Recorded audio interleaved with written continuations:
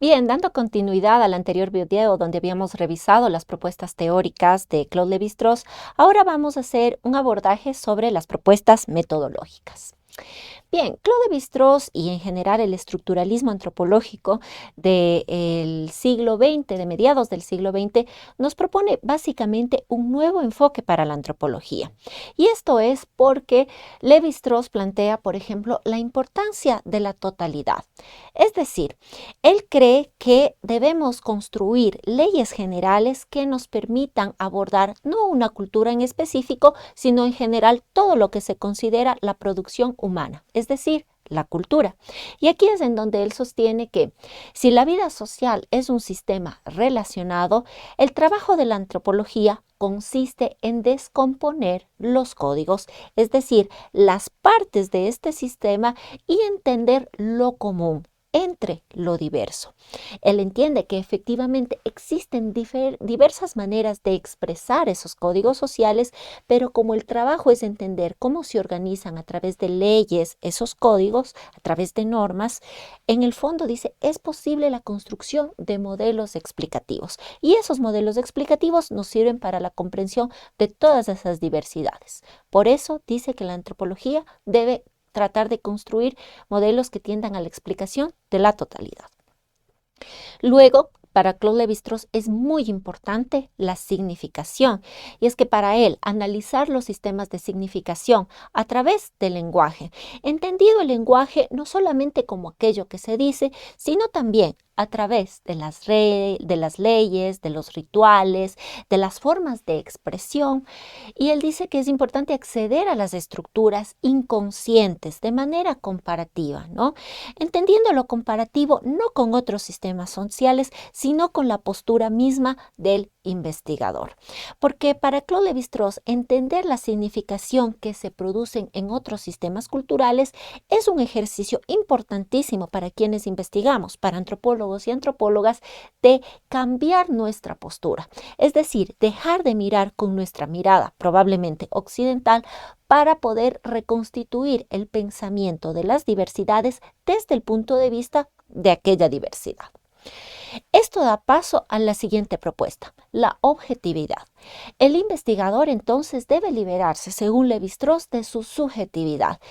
Y liberarse de la subjetividad no significa desplazar los sentimientos o las formas de sentir, sino desplazar esa estructura de pensamiento propia de la investigación, del investigador, ese conocimiento etnocéntrico, ¿no?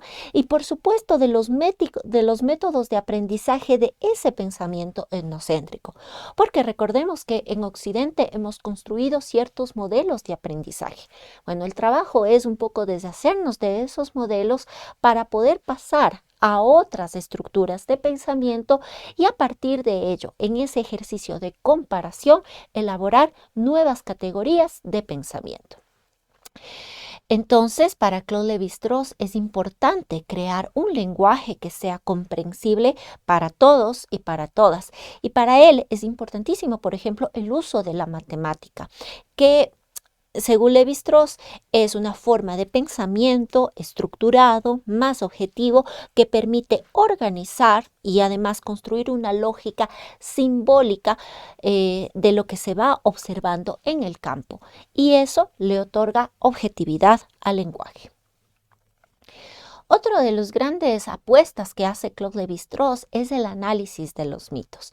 Y él retoma el concepto de los mitos que existen en todas las culturas como muestras de las construcciones ideológicas de una sociedad. Con esto, Lévi-Strauss se diferencia de otros autores que plantean, por ejemplo, los mitos como metáforas del inicio de una cultura o como distorsiones de una verdad. Para Claude Lévi-Strauss, los mitos no son nada más ni nada menos que construcciones ideológicas de todo un sistema social. Y en ese sentido, para él, los mitos son de esos elementos clave para la comprensión de las estructuras. ¿Y por qué esto es importante? Porque según Claude Lévi-Strauss, los mitos no son nada más ni nada menos que expresiones simbólicas. Y Estas expresiones simbólicas precisamente corresponden a la capacidad humana de simbolizar, es decir, dan cuenta de esa estructura mental que organiza el medio, estructura mental que está presente en todos los seres humanos. Para Claude Lévi-Strauss, la repetición de sentidos en los mitos en todo el mundo se debe a una posibilidad lógica de combinar las unidades constitutivas del lenguaje.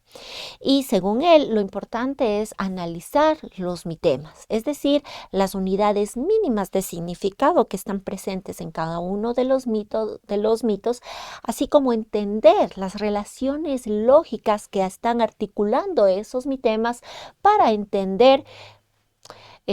Voy a retomar una cita de su texto Lo crudo y lo cocido, para entender el espíritu que los elabora en medio del mundo del que forma parte el mismo.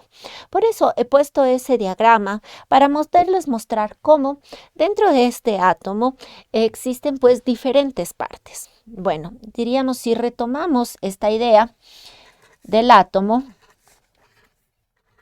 vamos a ver que el átomo está compuesto de diversas partes y que estas partes están nuevamente organizadas y se relacionan de diversas maneras. Bueno, para Claude Lévi-Strauss es importante entender cómo esta parte, que sería un mitema, está relacionada, por ejemplo, con relación a este segundo trozo, este otro mitema, digamos. Y Claude Lévi-Strauss además establece comparaciones.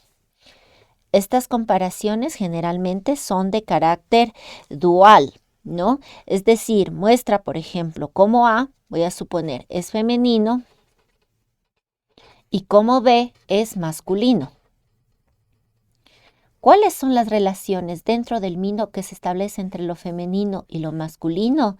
¿Quién es pensado como positivo? ¿Quién es pensado como negativo dentro de los mitos? Y a partir de eso, él llega a la conclusión de que en este sistema de comparar, digamos, estas dicotomías entre lo uno y en lo otro, lo que está llegando es al análisis de los modelos, de las reglas comparativas que se producen dentro de una cultura. Eso sería el hallazgo de la estructura. Por eso para Lévi-Strauss el mito es muy importante porque además es, como les dije previamente, una construcción ideológica de una sociedad. Entonces, para concebir cómo se comporta una sociedad, podemos analizar un mito y entender cuáles son las categorías dicotómicas que se abren dentro de un mito, compararlas, entender, por ejemplo, cuál es el bien, cuál es el mal, cuál es lo femenino, lo masculino, qué es lo crudo, qué es lo cocido, qué está arriba, qué es abajo. Todas esas dicotomías para poder comprender cuáles son las leyes que están en el fondo, de tal manera que podamos entender la estructura. Bien, este es el trabajo de Claude Lévi-Strauss y al mismo tiempo esta nueva metodología analítica más objetiva, más universal, nos abre obviamente a la antropología un nuevo camino.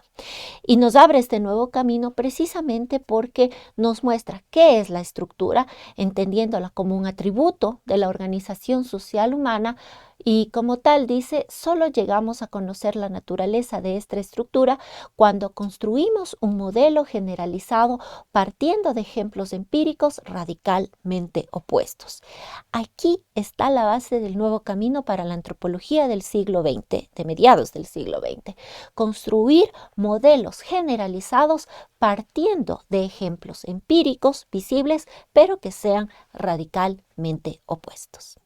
Ese sería el trabajo metodológico de Claude Lévi-Strauss y que tendría mucha injerencia en el pensamiento estructuralista del siglo XX y por supuesto en el pensamiento postestructuralista.